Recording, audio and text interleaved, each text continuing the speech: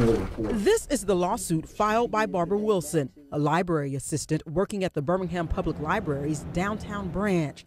In it, she claims her civil rights are being violated by having to work in a sexually hostile environment. They have a problem with some people who have realized that they can go in there and it's a safe harbor and they can use free computers and they can look at pornography all day. In the suit, Wilson says the way the computers are placed, it makes it difficult, if not impossible, for staff or other patrons to avoid viewing the material.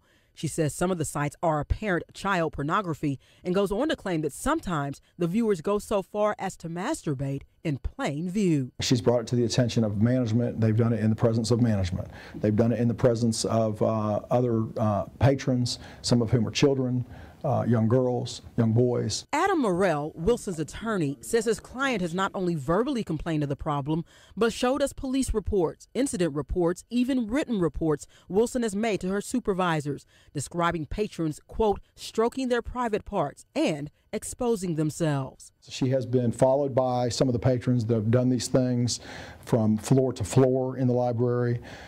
She has been bumped up against by them. They've attempted, at least on one occasion, to touch her body. We tried speaking with the director of the library, who was out of the office and therefore unable to comment Thursday. But in a response to the EEOC complaint Wilson filed in late 2009, the Birmingham City attorney responded by saying that all the library's computers have a program that filters pornographic websites, but that no filter is absolute.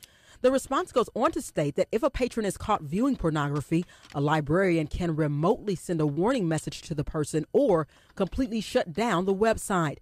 Lastly, in denying Wilson's claim of a sexually hostile work environment, the letter says librarians can call security if needed.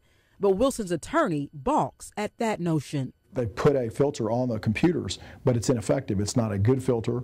It's not stopping things. And more importantly, security is not reacting appropriately when people are violating the policy. She goes to security, and security comes by and they act like she's the problem. It would be one thing if you had, every other month you had an incident in the library. I mean, that happens in public spaces, and particularly in downtown spaces. But that's not what's occurring. What's going on is going on often, regularly, and it's not being reasonably addressed.